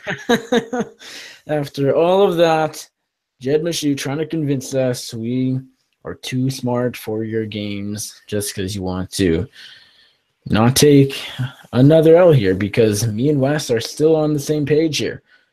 Jed, you can confirm. I think we have agreed on every pick, and that'll go down to the... No, Wes took Marquardt. You took Fahea. Oh, I didn't even realize he took Marquardt. Okay, good. Okay, so anyways, yeah, I mean, the thing is, Arlovsky's a better fighter. He's fought the better competition, of course. He's been here. He's has the experience, and he's not, some dude who, can punch and beat Tim Johnson and beat some other people that have losing records on the regional Brazilian circuit. I mean, I don't know what to think of Junior Albini. I was actually really impressed with his debut. He knocked out Tim Johnson. He didn't get taken down. He got grinded up against the fence for the first couple minutes, but once they separated, Albini was all over Tim Johnson on the feet and the striking and ended up putting him away. I think his striking looked really good. I think he looked crisp. I think he looked pretty tight on the feet. I think overall pretty technical for heavyweight standards, especially. We don't know much about Junior Albini. He's fought once in the UFC and lasted like 2.5 minutes. Yeah, I mean, I think what we've seen is proof enough, or is enough proof that I think he has a good chance of knocking Andrei Arlovsky out. It's going to be kind of sad. It's going to be Arlovsky's 6th loss in a row, but I think it's going to happen. I think Albini, Arlovsky just doesn't have a chin. Albini can crack. Give me Junior Albini by first-round knockout. And Wes, you have to go? Yeah, I do have to go. I have to make a quick phone call. But I guess I can give my picks if you want real quick. Go for it. Just before, yeah, sorry I got to head out, guys, but No I was a little bit crunched on time, and it turned out I have to be more crunched on time. But I'm going to go ahead just to share my picks real quick. I'm also taking Matt Brown over Diego Sanchez in the co-main by a first-round stoppage. And then the main event, I'm taking back and forth on it. I'm going to stick with what I initially picked. Poirier by a second-round TKO over Anthony Pettis. That was a really hard pick. I think the main event's really hard to pick one. My fight of the night. Oh shoot! I should have had this ready. If you want, just send it to us after, and we can plug it when we're doing it. Okay. Yeah, I can shoot it to y'all after. So I'm gonna peace out. I'm gonna shoot them the picture real quick off Drop screen. your Twitter and any plugs quickly. Follow me on Twitter at all that MMA. Follow my writing at MMAsucker.com. That's pretty much it for me. Sorry I got to go, guys, but I appreciate always being on the show and for everybody for tuning in. Really appreciate it. Like I said, I'll be at this card, so let me know if you're going to UFC Norfolk. Hit me up on Twitter, like I said, all the MMA, and maybe we'll go get a beer or something. Perfect. So that sounds good with me. I'll see y'all later, and thanks again for having me on. We'll talk later. Bye. Peace, guys. Alrighty. Well, three. I don't know. Okay. Well, I was just trying to make a point of one person's gone to our left, but couldn't find the wording. Well, anyways, so I think we got our predictions for Albina Arlovski were split, so that means we are moving on to the co-main event of the evening. Welterweights Matt Brown, the immortal one, taking on Diego Lionheart Sanchez. I still don't know why he changed his nickname from either the Nightmare or the Dream. Makes no sense, but I guess I'll live with it. Pretty interesting, clash of styles here. I think it's probably going to be a quick win for Brown, or Sanchez can mix it up. I think it could make it interesting. How do you see this one playing out, Jed? I mean, it's hard to gauge with two guys this kind of shop worn, really, but Matt Brown's a real welterweight. Diego Sanchez, as far as those featherweight, I don't think featherweight's his ideal weight class per se, but I mean, Diego Sanchez is a lightweight, Matt Brown's a welterweight. Historically, the guys who have troubled Matt Brown have either attacked his body or wrestled him. Diego Sanchez is not really great at doing either of those. He likes to get in firefights, and his chin's kind of fading, and Matt Brown is, the one-time god of violence, now a little shop-worn. I think all signs point to a Brown win here. I wouldn't be super shocked if Diego Sanchez pulled a win out or kept it close and got a shitty split decision. But, there's always a chance. Anybody can beat Matt Brown because he is so – the book is out. You just attack the body. And if Diego Sanchez can do that, maybe we see something happen. But I'm taking Matt Brown's, Muay Thai game. I just think that's going to bust up Diego Sanchez something proper. Give me Matt Brown, probably with a stoppage in the middle round. Yeah, give me Matt Brown. More to Matt Brown here as well. As I said, off the top, I think this will be a quick win for Brown, or if Sanchez can weather the storm of Matt Brown, I think he could make it interesting. I mean, he's always shows up to bang. He's ready to go, and he could make it fun, could make it a bit close. Matt Brown, I mean, both guys are washed up. I think that just sort of gives Sanchez an easier path to victory, although I still think it's pretty tough. I mean, he doesn't really, him at welterweight, I think, as he said, I think today actually 165 would be a pretty good weight class for him. 155 still works well. 145 was way too, low, but he's going to be undersized too. Matt Brown, he's a sizable welterweight. He has 2 inches of height and a 3-inch reach. I think that's kind of important because I think Brown is able to light Sanchez up on the feet. Sanchez is coming off a knockout loss to Ali Quinta. I don't think it'll be that bad just because I think Quinta is actually a better fighter than Matt Brown nowadays, and I think Quinta is a bit of a sharper striker than Matt Brown, but Brown still can, put leather to people's faces. Give me Matt Brown by first-round knockout. That means we are moving on to the main event of the evening of UFC Norfolk. Lightweight contenders, number 8, Dustin Poirier, the Diamond, taking on former lightweight champion Anthony Showtime Pettis. Pretty fun fight and pretty important fight because, even more important than anything for Pettis, just because Pettis is not ranked. He is coming off one win over Jim Miller in his lightweight return. He had a 2-fight stint at featherweight, went 1-1. lost to Max Holloway, beat Charles Oliveira by submission. Wasn't terrible, but the weight cut was way too much. And he's not ranked, as I said. And if he does win, he will be. He'll be back in the top 10 at 155 pounds, making his way back to the title picture. But if he doesn't, that's a big setback for Anthony Pettis, and it just could sort of be the continue of the decline of the former champion. Who do you like here? Dustin the Diamond Poirier is a very slight underdog here, which I found kind of interesting. Although now that I look at it, still is. I saw Poirier plus money. I'm seeing him at minus 105 now. Pettis minus 115. Nonetheless, really close odds and really close fight. Who do you like? It's a tough one. I think all reason and logic say Dustin Poirier should win this fight, but I am concerned because it's, Anthony Pettis is a guy that's going to be tough for me to kind of shake what he could be and what he was, but as opposed to what he is. And Dustin Poirier is not a super defensively minded guy. His best defense is his offense.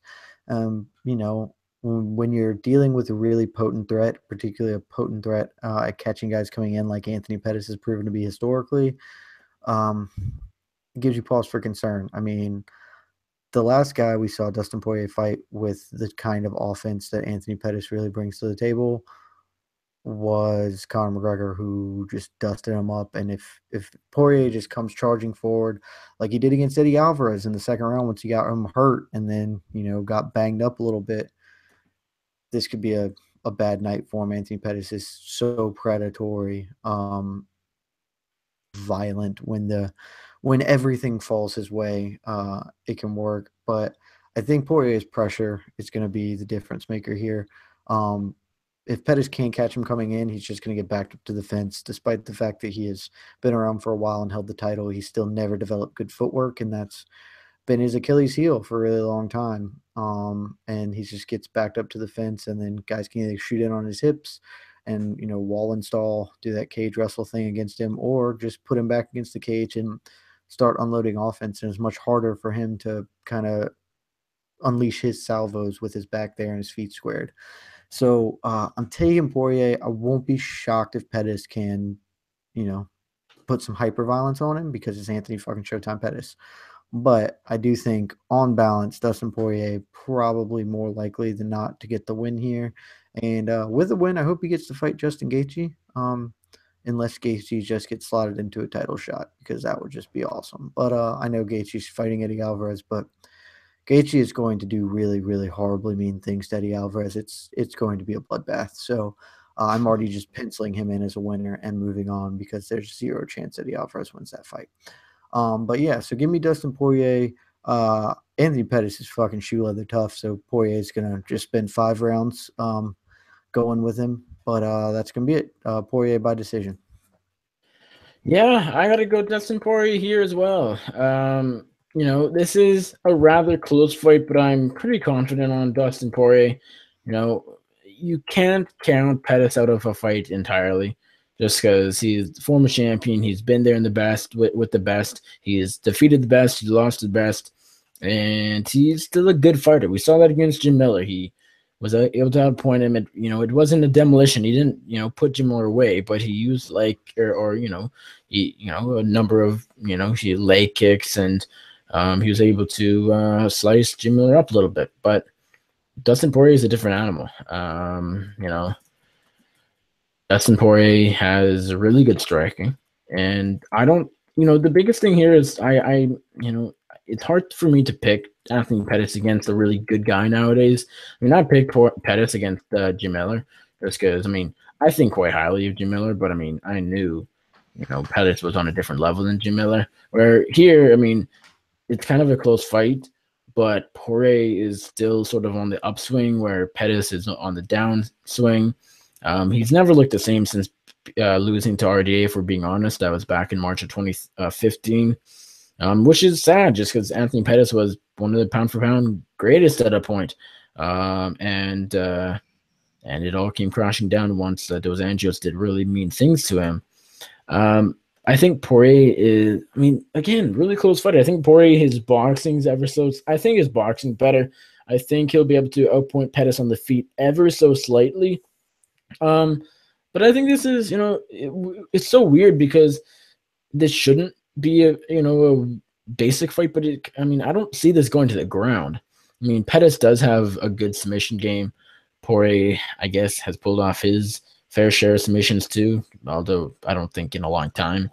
So I guess Pettis is ever so slightly more well-rounded, but I think Poirier is the better striker. I think this stays on the feet. I don't see this going to the ground. I think this will be a stand-up affair. I think it'll be a pretty fun fight too.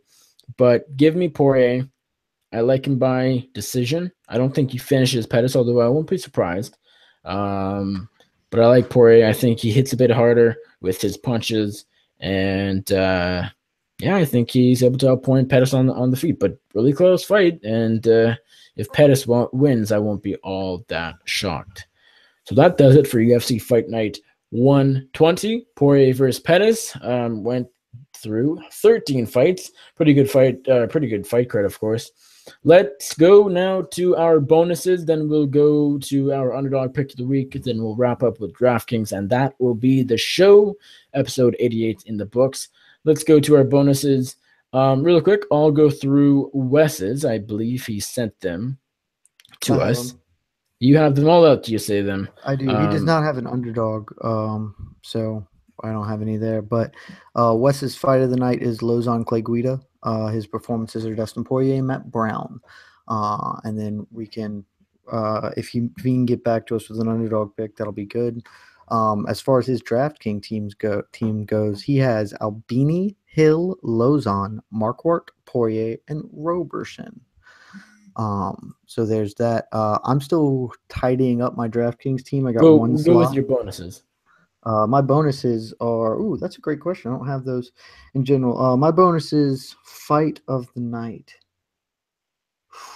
I usually like to go, in fact, because I think it is going to go a full decision and maybe Pettis can have some moments. I think I'm going to go with the main event for fight of the night. I'm going to take Poirier Pettis. Although there are some other good options on the table, man, like Lozon Clay Guida.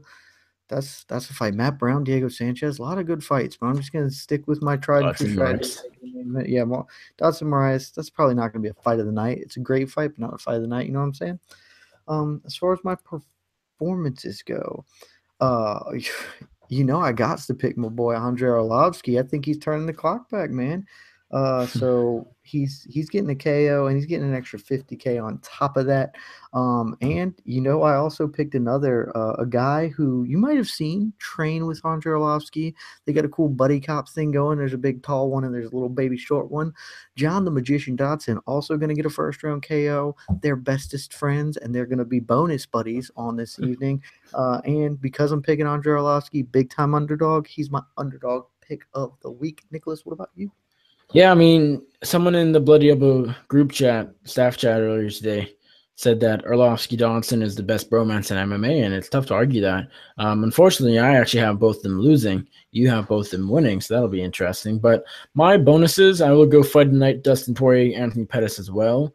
Not to copy you there, but I was considering Joe Lozon, Clay Guida, but I do think Guida has a chance to grind, so I'm not going to do that. And Dodson Rice would have been my probably second or third option as well. I think that could be fun. You're not going to do Brown Diego? No, because I'll do Brown Diego. I'll do Brown that? Diego. Then I'll change my fight of the night to Matt Brown versus Diego Sanchez, so we could be different. I think that has a good chance. I do think Brown Diego does have a bonus. I think it'll be performance to Matt Brown. So my first performance of the night bonus goes to Matt the Immortal Brown, and the other one will go to opposing yours, Junior Albini. So bonuses go to the main event fighters, Poirier Pettis for fight night, and performances will go to Matt Brown and Junior Albini. Hate to give them all to the main card fighters, but what's your underdog looking like here, champ? Stands out. Underdog pick of the week. Poirier right now, he's the dog. I like Poirier a lot. I'm not going with many other underdogs. I think Marlon Rice, last time I checked, that's even money. I think that's sort of been flipping back and forth. So, but Dustin Poirier, I think, and Marlon Rice are the two only potential underdogs I'm picking. Right now, I know for sure Poirier is an underdog. I'm not sure on Rice, so give me Dustin Poirier. He is my underdog pick of the week, and actually quite surprised, that he's an underdog. So, if you can get Poirier plus money, I highly recommend that. I concur. Fire off your DraftKings team because I've still got one slot left. And I don't know who the hell to slot in here. All right. Well, my DraftKings team, I like it. I don't love it. So we start out with Dustin Poirier. Good pick. He's only 8,000. That's pretty cheap for a guy that will probably rack up a lot of points in over the course of 25 minutes. I also got Junior Albini. He's pretty expensive, 8,900, but considering he's probably going to pick up a first-round knockout according to my prediction, I think that is worth it. I go to Joe Lozon. He's 8,100. Pretty fair price there, considering he's a fun action fighter and probably will pick up a number of points. Marlon Rice, I think, could pick up a reasonable amount of points, probably in the 70 range. I think, it'll be a pretty fun fight, and he'll get the nod there. So he's cheap too, 7,900. So he's a bit of an underdog on DraftKings. Then we go to my most expensive fighter in Matt Brown. I think he does Diego Sanchez at 9,400. He's expensive. I could have gone Tatiana Suarez or even Cesar Ferreira, but I do like Matt Brown here. Although I'm interested to see, just because my next one is the one I don't like. It's Jake Collier. I think Fortuna knocks him out, but I think I only had 7,700 left, and there's a ton of this DraftKings is very top heavy. We have a lot of big favorites here and a lot of cheap underdogs, but cheap underdogs that I'm not picking. I'm picking two favorites or two underdogs, and that Dustin Poirier and Marlon Rice. So got that covered. Now I need to figure out what underdog I'm not picking that could have a chance, and I think it's probably Jay Collier. I mean, I had Court McGee initially, but I think I'm more confident in Strickland over McGee than I am in Fortuna over Collier. Collier is tough. He's gritty. He's bigger than Fortuna. I think he might be able to pull it off, even though I'm still picking Fortuna. But now I'm just trying to play around with this. If I get rid of Matt Brown, which I don't like, but if I get rid of Matt Brown and bring on Tatiana Suarez for 200 less, now I have 7,900. Just trying to see if that frees up anybody that would be worth taking, and it doesn't. So I'm going to forget that and go back to Matt Brown and Jay Collier. So as of right now, that is my team.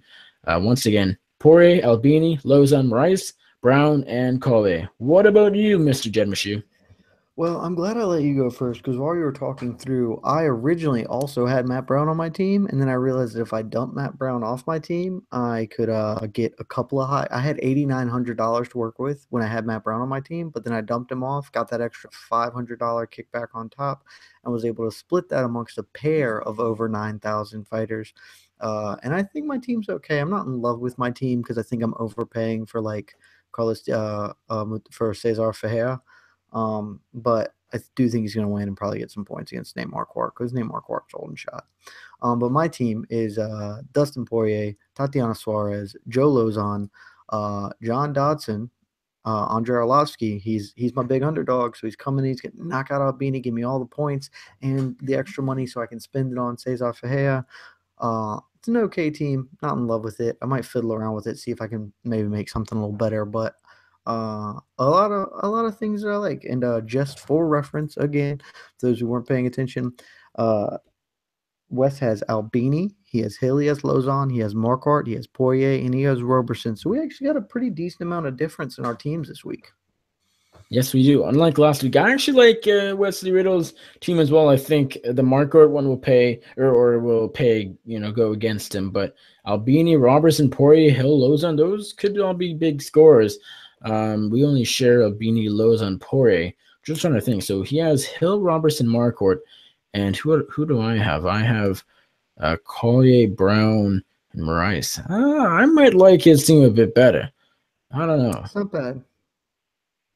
I don't know. That's a tough one, but we will leave it be out there, and we will see what happens. Anyways, that is it for episode 88 of Before the Battle. I did cover everything, right? I believe so. Yeah. Perfect. Well, that is it. Thank you all for watching. We really do appreciate it. Jed, let everybody know where they can find you on social media, where they can find your MMA coverage, and anything else you would like to plug. You can find my coverage at MMAfighting.com. Follow me on Twitter at JedKMeshew. Tonight we're dropping me and TNG, the Naked Gambler, are back in your ear holes. The Naked Truth we recorded on Monday, but I've been dealing with a lot of bullshit and haven't been able to get it produced. I'm going to knock that out tonight after we hang up here, so that should be out in the morning. So check that out on YouTube. It's where we post it up, and I'll link to it on my Twitter. But yeah, it's been real.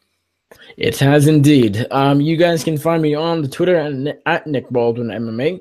Follow me there, and I might follow you back. And if you tweet me, and I'll definitely respond. You can find my MMA writing over at bloodyelbow.com. I put out an interview piece with Derek Brunson a couple of days ago. Go check that out. Same thing with Ken Shamrock. Should have more in the works.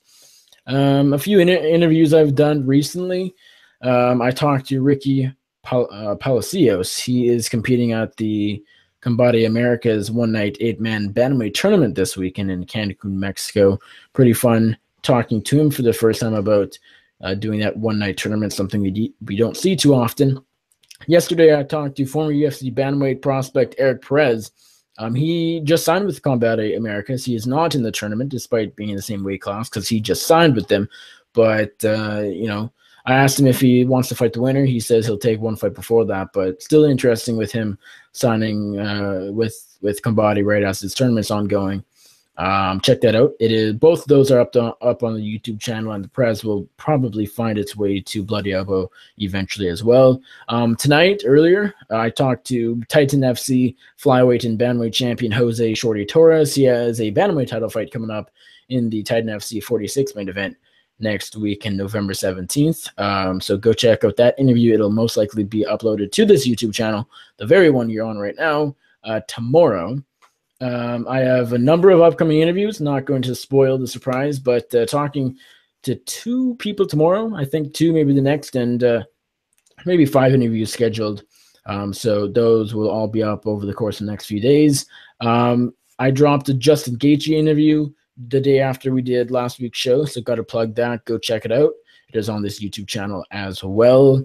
My other podcast, the MMA Circus, I hosted each and every week with Andrew the Clown Kid Lawrence. This past week, yesterday night, we talked all about UFC 217, GSP versus Bisping, and the other title fights, and we very briefly went over this card we just talked about, but literally just the last couple of fights because we were out of time. So that is why we do this show, so I can talk about it a lot more in depth. So go check out the MMA Circus episode 136 on this YouTube channel, as well as iTunes, Stitcher, Pocket Cast, SoundCloud, etc., wherever you can find a podcast, it's probably there. Just another quick few plugs. I was on Lopez Radio at the Saturday night, very late Saturday night, right after UFC 217 wrapped up. I went on Jeremy Lopez's podcast, Lopez Radio, to recap in depth the card. Really fun chats. One of my favorite podcasts. Go check it out. He's doing a Podvember thing where he's doing one podcast every single day in November. So props to him for that. I can never do that. So Jed can barely keep a podcast running. So Lopez Radio, go check it out. Sorry, Jed, but it's true. It's tough.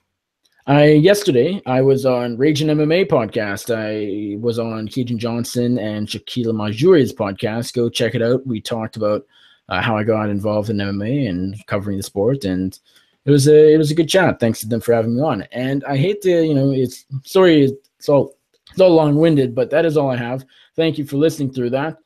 Thank you to Jed and Wes, of course, as always. Thank you to you guys for listening. We really appreciate it. For Jed Meshew, for Wesley Riddle, my name's Nick Baldwin, and enjoy the fights on Saturday. Love you guys.